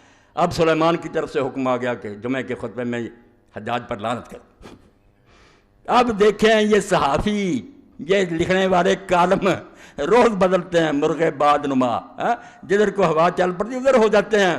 یہی تو دین فروش ان کو میں نے کہا، یہ جان فروش نہیں، یہ سر فروش نہیں ہے۔ انہیں حسین کی قدر کیا، وہ سر بیچنے والے تھے، ایمان بیچنے والے نہیں تھے۔ اب جب اس خالد بن عبداللہ کو حکم ملا، جمعہ تھا، اس نے کہا یار کیا کروں، پچھلے جمعے اس کی تعریف کرتا رہا، آج اس پر لعنت کروں، مصیبت میں پھنس گیا، کیا حل کروں؟ اب حل سوچے، یہ غایۃ المرام آپ نے دیکھنی ہے، میرے پاس پڑی ہے، ام القرآن مکہ یونیورسٹی نے شائع کی ہے، حضور کے دور سے لے کر 900 ہجری تک جتنے کے گورنر ہوئے نا مکے کے، سب کے حالات، بہت اعلیٰ کتاب۔ اب وہ لکھتا ہے کہ خالد اس سے ذرا اندازہ کرنا کہ دین کیسے برباد ہو گیا، اور مسلمان کی تو ایک زبان ہوتی، بس جو کہہ دیا کہہ دیا۔ مگر یہ کہنے لگا کل تک میں اس کو اچھا کہتا رہا ہوں، اس کی تعریف کرتا رہا ہوں، اب خلیفہ کی طرف سے مذمت کا حکم ہو گیا۔ بیٹھا اور بڑی بے شرمی کے ساتھ اللہ کی حمد و ثنا کے بعد اس نے کہا یار ابلیس ملائکہ میں تھا، فرشتوں کا سردار ہو گیا، فرشتے اس کی نیکیوں کی وجہ سے سمجھتے رہے بہت اچھا ہے، مگر بعد میں اللہ تعالیٰ کو پتہ تھا کہ یہ اندر سے خراب ہے، اس نے ایک آزمائش کی، اس آزمائش میں فیل ہو گیا تو اس پر لعنت ہوگی۔ اسی طرح ہم حجاج کی ظاہری نیکیاں دیکھ کر کے وہ اچھے کام کرتا تھا، اس کو اچھا سمجھتے رہے، مگر وہ ابلیس کی طرح نکلا رہا۔ ہمارے امیر المومنین کو اللہ نے سلیمان بن عبد الملک کو وہ بات بتا دی جو ہمیں نہیں معلوم، اس کو اس کے اندر کا پتہ چل گیا اور اس کی طرف سے حکم آیا، اس لیے لعنت اللہ علیہ۔ کمال ہو گئی یار، اسلام کے ساتھ ٹھٹھا مزہ۔ یہ ایک آدھا نمونہ ہے، ورنہ جو انہوں نے مچڑی مچائی نا، جو اسلام کا ٹھٹھا کیا کہ عبد الملک جو تھا اس کا چچا کا لڑکا عمر ابن سعید اشتک ظالم، اب وہ بھی حکومت کے لیے اٹھ کھڑا ہوا کہ میں بھی اسی خاندان، چاچے تائے کی اولاد جیسے جائیداد مانتے ہیں، مجھے خلاف نہ کوئی صحابی نہ ولی نہ کوئی امام، وہ بیچارے سارے مغلوب، تماشا دیکھتے ہیں، تخت روز بدلتا رہتا، بلکہ اس نے چڑھائی کر دی۔ اب عبد الملک نے دیکھا کہ مصیبت میں پھنس گیا، اس نے اس کو کہا کہ تو میرے چچا کا لڑکا، یار محل میں آ جا، میں خدا ضامن دیتا ہوں، کوئی تجھے کچھ نہیں، امان دے دی، آ گیا۔ اور جب وہ محل میں داخل ہوا تو پہرے دار بٹھائے ہوئے تھے دھوکے سے، انہوں نے عمر بن سعید اشتک کو گرفتار کر لیا اور بعد میں بری طرح قتل ہوا۔ وہ ظالم بھی اپنے انجام کو پہنچا، مگر اس سے خلیفہ کا اندازہ کریں کہ عبد الملک وعدہ کرتا ہے کہ میں اللہ کی پناہ دیتا ہوں اور پھر جاتا، اور اسی لیے ایک بدو آیا پھر، یہ قیامت اسلام پر جو حسین رضی اللہ کے سامنے آ رہی تھی۔ آپ تو نماز روزے کو روکتے ہیں کہ نماز روزے کو یزید نے کیا کیا تھا، سلطنت اسلامیہ جبر میں بدل گئی تھی، جس کو حضور نے کہا سب سے پہلے میری سنت کو بنو امیہ کا ایک آدمی بدلے گا۔ اب وہ ڈھونڈو کون ہے، اگر امیر معاویہ نہیں ہے تو بتاؤ کون ہے جس نے سنت بدلی۔ وہ علامہ البانی صاف لکھتے ہیں کہ امیر معاویہ ہیں جنہوں نے اس کو بجائے شورا کی وراثت بنا دی۔ پھر کوئی اچھا بیٹا آیا، کوئی بدماش آ گیا، جب خاندان میں بن گئی کوئی ٹھیکہ کہ ضرور نیکی پیدا ہوں گے، تماشا بن گیا۔ تو عمر بن سعید اشتک جب مارا گیا دھوکے سے، ایک بدوی ملنے آیا، میں کہتا اس بدوی پر ہزاروں رحمتیں ہیں مولویوں سے زیادہ۔ جب وہ آیا تو عبد الملک نے اس سے پوچھا بدوی سے کہ عبد الملک کے بارے میں تیرا کیا خیال ہے، اپنے بارے میں پوچھا۔ اس نے کہا عبد الملک تو مدت سے ہی مر چکا۔ اس نے کہا میں تیرے سامنے بیٹھا ہوں، میں کیسے مر چکا؟ اس نے کہا نہیں، عبد الملک اس دن ہی مر گیا تھا جس طرح اس نے عمر بن سعید کا امان دے کر اس کی خلاف ورزی کی تھی نا، اپنی قسم کے خلاف اس کو قتل کرا تو اس دن سے مر گیا۔ اب تو لاش ہے، بیٹھا ہو بیٹھا رہا ہے، تو زندہ نہیں ہے، انسان نہیں رہا جب زبان چلی نہیں رہے۔ وہ کتنی بڑی بات، ایسے لوگ بھی نکلتے رہے، تاریخ کوئی باندھ نہیں۔ امیر معاویہ کے دربار میں عورتیں جاتی رہیں اور دلیری سے حضرت علی کے فضائل بیان کرتی ہیں اور اس کی مذمت کرتی ہیں، ڈری نہیں۔ خیر یہ الگ موضوع ہے۔ آہستہ آہستہ امت یہاں تک پہنچی ہے جہاں ہم پہنچ گئے ہیں کہ حق کہنے والا نہیں رہا، زبانیں گنگ ہو گئی ہیں، سارے اس میں عافیت سمجھتے ہیں کہ آرام سے یار اپنا وقت گزارو، کیوں حکومت کو مخالف کرنا۔ یہ وہ لعنت ہے جو امیر معاویہ رضی اللہ عنہ سے شروع ہوئی، یزید نے اس کو مضبوط کیا، اور باب الثنایا سلطان، بس اس کا حوالہ دے کر ختم کروں گا، بات لمبی، صحیح بخاری میں نکال لینا شرح، کہ لوگ جاتے تھے صحابہ کی اولاد اور تابعین، چھوٹے موٹے نہیں، یزید کے سامنے جاتے تھے، اور بعد میں آخر ابن عمر سے انہوں نے کہا ہم جانتے ہیں کہ وہ غلط باتیں کرتا، ظلم کے فیصلے کرتا، مگر ہم اس کی تعریفیں کرتے ہیں اس کے منہ پر۔ تو ابن عمر رضی اللہ عنہ نے فرمایا یہی وہ منافقت ہے جس کو حضور نے اپنے دور میں کہا، دو زبانیں منافقت، مگر منافقت پیدا کر دی، تلوار کے زور سے پیدا کر دی۔ علماء بیچارے کیا کرتے، اب ہمیں بلایا جاتا، کوئی افسر بیٹھا ہوتا، ہم مولوی اور علماء بھی بس دوسری زبان استعمال کرتے، جان چھڑاتے۔ یہ منافقت اور امت کو بغیرت بنانا، اس کا آغاز یزید کے دور سے ہوا، اور صحیح حدیثوں میں اس کے تذکرے ہیں۔ اس لیے جن میں غیرت تھی وہ اٹھ کھڑے ہوئے کہ بجائے زندہ رہنے کے مرنا بہتر ہے، اور میری بات کا انجام اس پر ہے کہ حسین رضی اللہ عنہ کا جو علم لہراتا تھا جو جھنڈا آپ کے پاس تھا، جو اس پر لکھا ہوا تھا میرے بھائی اور براؤ بہنوں، وہی بس امام کا مشن اور وہی دین کا نچوڑ ہے۔ وَإِنْ كَانَتِ الْأَبْدَانُ لِلْمَوْتِ أُنْشِئَتْ فَقَتْلُ امْرٍ فِي اللَّهِ أَوْلَىٰ وَأَفْضَلُ۔ جب یہ جسم بنے ہی اس لیے ہیں کہ ایک دن انہوں نے مرنا ہے، تو کیوں نہ پھر آدمی اللہ کی راہ میں مرے، یہ اس کا مرنا افضل اور بہتر ہوگا۔ وَإِنْ كَانَتِ الْأَبْدَانُ لِلْمَوْتِ أُنْشِئَتْ، اس لیے حسین کو سمجھنا تو اس جھنڈے کو دیکھو، اور اگر تم بزدل ہو، چوہے ہو اور بلوں میں گھسے ہوئے ہو، تو اللہ کے لیے حسین کو نیچے گرانے کی کوشش نہ کرو کہ وہ بے وقوف تھا، لوگوں کے کہنے میں آ گیا۔ نہیں، وہ دانا تھا، وہ کوفہ میں رہا تھا، وہ ایک آدمی کو جانتا تھا کہ یہ کیسے آدمی ہے، وہ اس کے باپ کے صحابی تھے، ان کے بارے میں اس کو کوئی شبہ نہیں تھا، اور نہ انہوں نے کسی نے دھوکہ کیا۔ یہ تاریخ کی کتابیں جو کورسز میں لگائیں ان کو آگ لگا دو، جو کوفہ والوں کو بدنام کرتے ہیں، وہ خالص اور مخلص تھے، اور انہوں نے بعد میں بدلہ لینے کے لیے اپنی جانیں دی۔ تم بکواس کرتے ہو، تمہارے گورنر نے اور تمہاری فوج نے آ کر ان کو بے بس کر دیا، بعضوں کے ہاتھ پاؤں کاٹ دیے، بعضوں کو لٹکا دیا۔ جب لوگوں نے دیکھا کہ عبید اللہ بن زیاد خبیث نے آتے ہی حضرت مسلم ابن عقیل کو دھوکے سے پکڑا، مکان میں تھے، وہاں بھی قسم دی، وہاں قسم دی گئی کہ ہم آپ کو امان دیتے ہیں، آپ چلیں، کچھ نہیں کہا جائے گا، مگر سامنے لایا گیا تو اس نے امان دینے والے سے کہا کون ہو تم امان دینے والے، اور بری طرح پھر آپ کو شہید کیا۔ اور آپ کا ساتھی جو تھا اس کو بھی دونوں کو چھت پر لے گئے، ہانی بن عروہ کو اور مسلم بن، وہ درود شریف پڑھتے تھے، اللہ اکبر استغفار ذکر کرتے تھے، دونوں کی گردنیں ماری گئیں، لاشیں جسم پر زمین پر گریں، اور ان لاشوں کو پھر رسے ڈال کر بازاروں میں گھسیٹا گیا، اور سارے ان کے جو تھے امام حسین کے آنے سے پہلے یزید کو روانہ کر لیے۔ اور ظالموں، یہاں تمہارا کوئی عالم مارا گیا، تم نے کوئی نہیں دیکھا کہ ضیاء الحق نے کوئی حکم جاری کیا تھا کہ علامہ صاحب کو مارو، کسی کے پاس کوئی ثبوت نہیں ہے کہ نواز شریف نے کوئی حکم جاری، مگر تم آج تک روتے ہو، ان کا دور تھا، انہوں نے کیا، وہ تو سارا پتہ، اس کے باپ کے زمانے سے یارے ہوئے کہ نہیں اس کی بیعت کریں گے، بیوقوف تھا، تخت پر بیٹھا ہوا، جانتا تھا کہ ابن زبیر اور امام حسین نے میرے باپ کو جواب دے دیا تھا کہ نہیں مانیں گے، اس لیے کوئی چھپی بات تھی، ان کا ایک ایک دن کا پروگرام جو تھا وہاں جاتا تھا، سر گئے ہانی بن عروہ کر مسلم نے کہا کہ آئندہ ظلم نہ کرنا، اس لیے خدا کے لیے اس واقعہ کو جس سے مومنوں میں حریت اور غیرت پیدا، اس کو ختم نہ کرو۔ اگر ہم کچھ نہیں کر سکتے، آپ سب گواہ، میں اللہ کو حاضر ناظر کر کے کہتا ہوں پتہ نہیں زندگی ہے، میں اللہ کی قسم دنیا اسلام میں جتنے حکمران ہیں ان سے برات کا اعلان کرتا ہوں، میں ان کو اپنے حاکم نہیں مانتا، ان کو میں جو شریعت کو اپنے ملک میں نافذ نہیں کرتے، میرے یہ حکمران نہیں ہیں، میرے دل میں جو آگ لگی ہے وہی یہی ہے کہ اللہ کسی دن اس زمین پر تیرا اور تیرے رسول کا جھنڈا لہرانا چاہیے،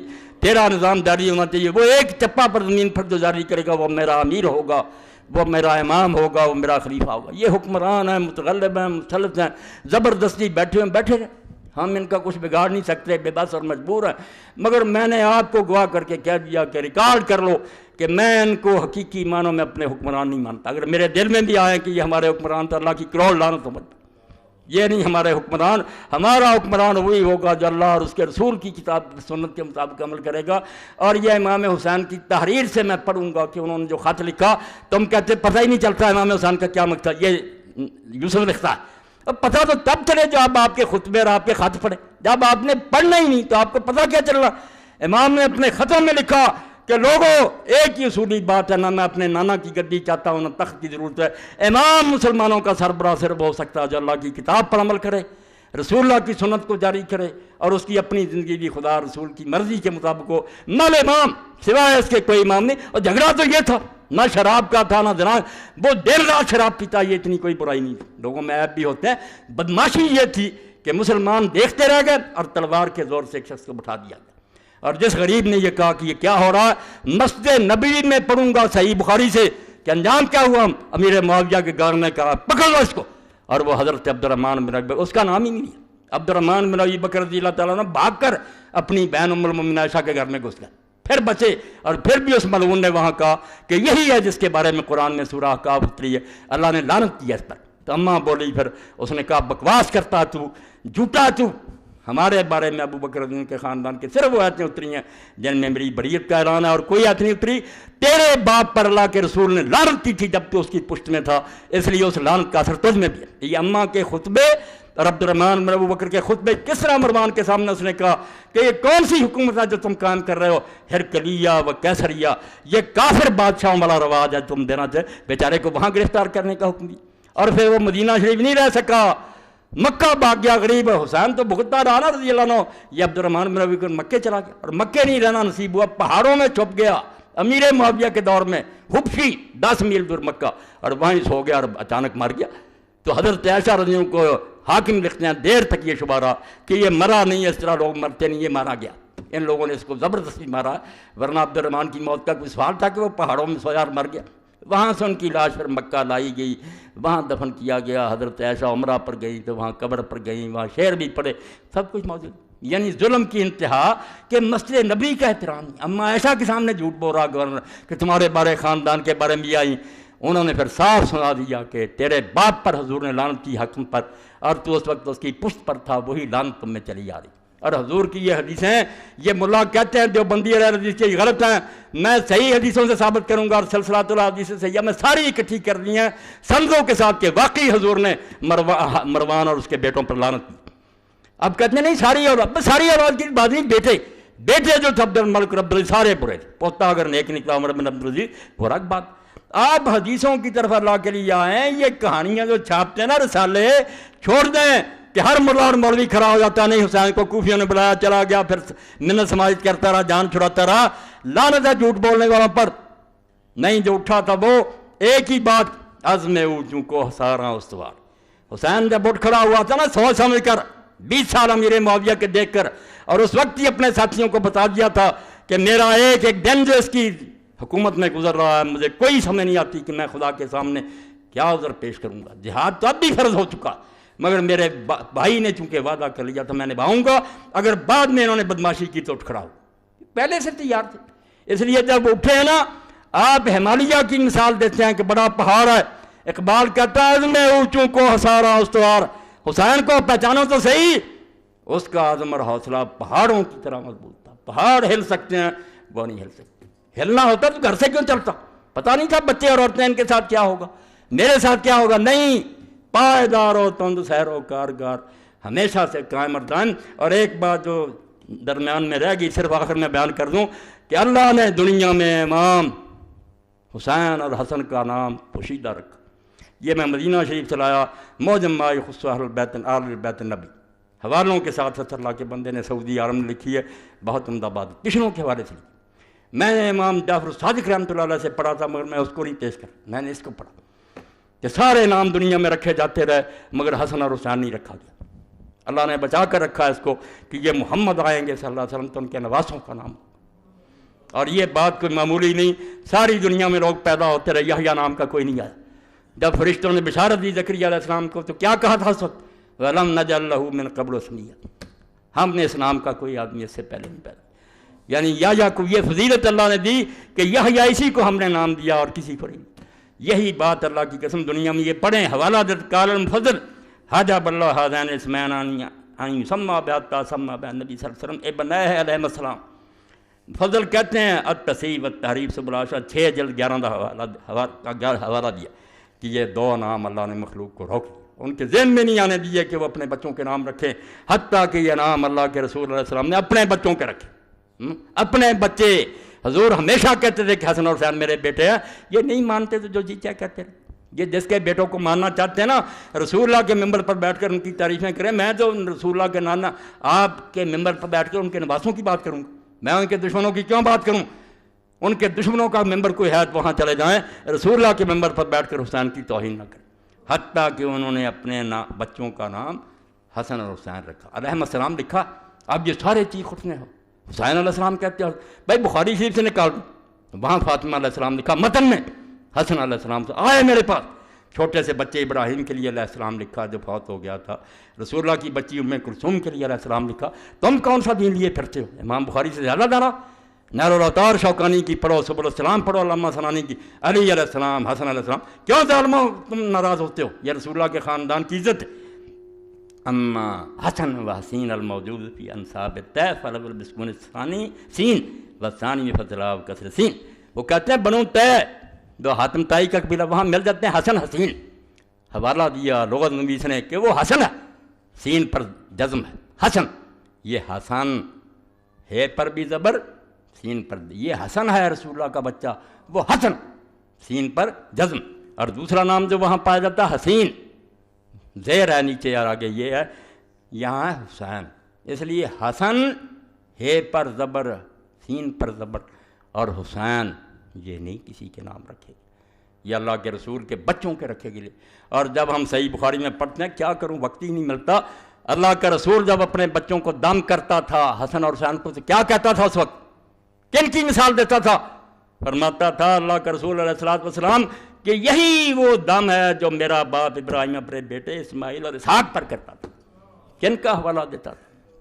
حسن اور حسین کو کن کے ساتھ ملاتا تھا کہ جیسے میرا باپ ابراہیم اسماعیل اور اسحاق کو دم کرتا تھا، میں انہی الفاظ کے ساتھ اپنے بچے حسن اور حسین کو دم کرتا۔ اس لیے میرے بارے میں اگر کوئی کہتا ہے نا کہ مولا کو روک دوں گا، یہ کروں گا، روتا رہے چیختا رہے، میرے جسم میں جب تک جان ہے میں اللہ کے رسول کی اولاد کا دشمن نہیں ہو سکتا۔ میرے جسم میں یہ سما گئی ہے، اور میں سمجھتا ہوں کہ میری سب سے بڑی سعادت یہی ہے کہ میرے پاس اور کچھ بھی نہیں ہے، تو ایک بات ہے کہ میں رسول اللہ کی اطرت کا اور حضور کی اولاد کا خادم ہوں، ان کے پاؤں کا گرد راہ اپنے آپ کو سمجھتا ہوں، اور یہ کوئی جذباتی بات نہیں۔ میں نے اس پر ہزاروں دفتر پڑھے ہیں، حدیث کے، تاریخ کے، تفسیر کے، فقہ کے، علم کرام کے۔ یہ باتیں صرف تاریخ میں نہیں، ہر جگہ بحث ہوئی ہے۔ تفسیر کی کتابوں میں علماء نے بحث کی ہے، حدیث کی کتابوں میں بحثیں ہوئی ہیں، فقہ میں آئی ہے۔ اس لیے ان دفاتر کو تم دریا برد کرنا چاہتے ہو، اور ممبر رسول پر بیٹھ کر جھوٹ بولتے اور رسالے لے کر چاہتے ہو کہ اس آسمان جیسی روشن بات درمیان امتاں کہواں جناب ہم تو حرف قرہ واللہ در کتاب، کہتا حسین کو سمجھنا ہے تو جیسے قرآن مجید میں سورہ اخلاص ہے نا سب سے اعلیٰ، اس طرح امت میں اس وقت ان سے بہتر کوئی نہیں تھا۔ وہ کہواں جناب آسمان کا بلند ستارہ تھا، تم پاؤں کے نیچے رونا چاہتے، جاؤ رونتے رہو، تمہارا عشر اللہ تعالیٰ یزید اور شمر اور ابن زیاد کے ساتھ کرے، اور اللہ تعالیٰ قیامت کے دن مجھے اپنے رسول اور اس کی اولاد کے قدموں میں جگہ دے دے، میں ان کا ایک ادنا غلام اور کتا بن دوں۔ میرے لیے بھائی یہی سعادت ہے، آپ جو پسند کرنا چاہتے کریں۔ وآخر دعوانا ان الحمدللہ رب العالمین وصلی اللہ تعالیٰ علی خیر خلقہ محمد وآلہ واصحابہ اجمعین۔ الحمدللہ وسلام علی عبادہ الذین اصطفیٰ۔ اعلان، خلافت راشدہ منٹگمری بازار کانفرنس 12 فروری بروز اتوار بعد نماز عشاء خلافت راشدہ کانفرنس منعقد ہو رہی ہے، جس میں جید علماء کرام تشریف لا رہے ہیں۔ شرکت کی پرزور اپیل ہے۔ منٹگمری بازار فیصل آباد 12 فروری بروز اتوار بعد نماز عشاء۔ تحریک اسلامی کا اجتماع پرسوں بروز اتوار مورخہ 13/2/5 وقت 9 بجے شروع ہوگا۔ احباب شرکت فرمائیں۔ ماہ فروری کا حفظ مسجد کے گیٹ پر حاصل کر لیں۔ قاری شفیع اللہ صاحب سے رسالہ لے لیں۔ موجودہ اسلامی مہینوں کے نام کب اور کس نے رکھے تھے؟ اسلامی مہینوں کی ترتیب یعنی پہلا اسلامی مہینہ محرم الحرام کے اصدار میں کس نے تجویز؟ برائے مہربانی سوالوں کے جواب دے کر مشکور میں لمبا ہو جائے گا۔ خلاصہ یہ ہے کہ 17 ہجری میں 17 ہجری حضرت عمر رضی اللہ عنہ نے اس بارے میں مشورہ کیا کہ یہ خط جو آتے ہیں اور حساب کتاب صوبوں سے آتا ہے، اس میں لکھا ہوتا ہے شعبان میں یہ کرو، رمضان میں کرو، مگر کوئی پتہ نہیں چلتا کہ پچھلے رمضان کی بات ہے آگے کی۔ اس لیے مسلمانوں کو بھی چاہیے کہ اپنا کوئی سن مقرر کریں، تو اس وقت پھر حضرت علی رضی اللہ عنہ اور دوسرے صحابہ کے مشورہ سے یہ سن ہجری مقرر ہوا۔ 17 ہجری تھی، حضرت امیر المومنین عمر رضی اللہ تعالیٰ عنہ کا زمانہ تھا، اور پھر سب نے یہی تجویز کیا کہ محرم کا مہینہ جو ہے اس کو ابتدا کے لیے چننا چاہیے، کیونکہ آپ کو پتہ ہے کہ 12 مہینے سال کے، جن میں سے 4 مہینے اربعۃ حرم ادب کے مہینے ہیں، 4 حرام کیے اللہ نے، 3 اکٹھے ہیں، ذی القعدہ، ذی الحجہ اور یہ محرم۔